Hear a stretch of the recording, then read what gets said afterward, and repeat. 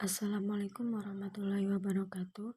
Perkenalkan, nama saya Isrolima dengan NIM 1811201007. Di sini saya akan mempresentasikan hasil studi kasus saya yang berjudul In vitro fertilization atau IVF. Yang pertama yaitu proses perkembangan sel ovum. Proses awal oogenesis yaitu dari oogonium sebagai induk atau bakal telur dari sel telur. Yang kedua ada oogonium akan mengalami proses pembelahan secara mitosis menjadi oosit prima diploid. Yang ketiga ada oosit prima mengalami pembelahan meiosis 1 menghasilkan satu badan polar haploid N yang berukuran kecil dan satu oosit sekunder N yang berukuran lebih besar. Selanjutnya pembelahan meiosis badan polar N yang menghasilkan dua badan polar N. Pembelahan meiosis 2 pada oosit sekunder menghasilkan satu badan polar N dan satu sel telur ovum.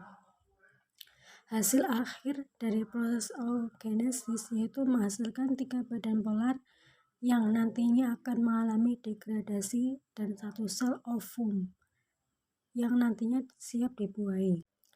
Proses IVF yang pertama yaitu pembuahan dilakukan dalam cawan biakan dibantu dengan mikroskop khusus. Sel telur yang sudah dibuahi dibiarkan 2-3 hari di dalam inkubator akan membelah diri menjadi 4-8 sel embrio. Yang ketiga ada embrio dimasukkan ke dalam rahim. Selanjutnya pembuahan setelah melekat di dinding rahim. Kemudian janin itu akan berkembang. Yang terakhir akan melahirkan bayi secara alami. Bayi tersebut dinamakan dengan bayi tabung. Dalam memprediksi keberhasilan IVF, banyak yang dikaitkan dengan faktor yang meningkatkan ataupun menurunkan angka kehamilan atau angka keberhasilan IVF. Faktor yang dikaitkan dengan keberhasilan IVF adalah usia, kadar ovarium, kadar FSH atau follicle stimulating hormone. Selanjutnya jumlah sel telur, perkembangan embrio, status atau gambaran oosit saat pengambilan sampel, teknik transfer embrio, faktor imunitas, DNA sperma yang mengalami kerusakan, dan indeks massa tubuh atau IMT, serta oosit intermediate atau immatur.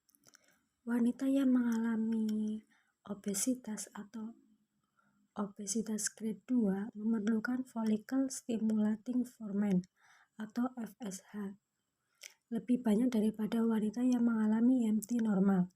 Walaupun tidak mempengaruhi perkembangan embrio secara langsung, namun angka kehamilan pada wanita obesitas lebih rendah yaitu 30,5% daripada wanita dengan IMT normal yang memiliki angka kehamilan 41,7%. Selanjutnya yaitu faktor kegagalan IVF.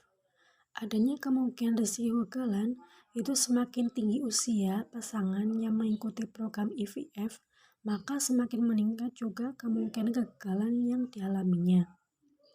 Apabila hasilnya menunjukkan tanda-tanda kegagalan, maka dokter akan meminta peserta untuk menunggu hingga mengalami menstruasi pertama setelah program.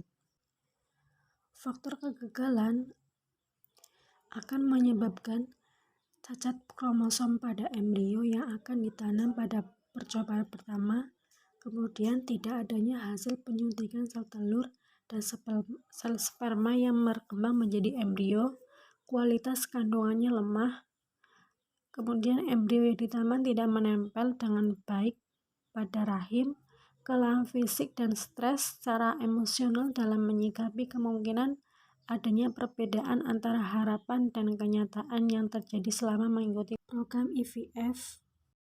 Sekian presentasi dari saya.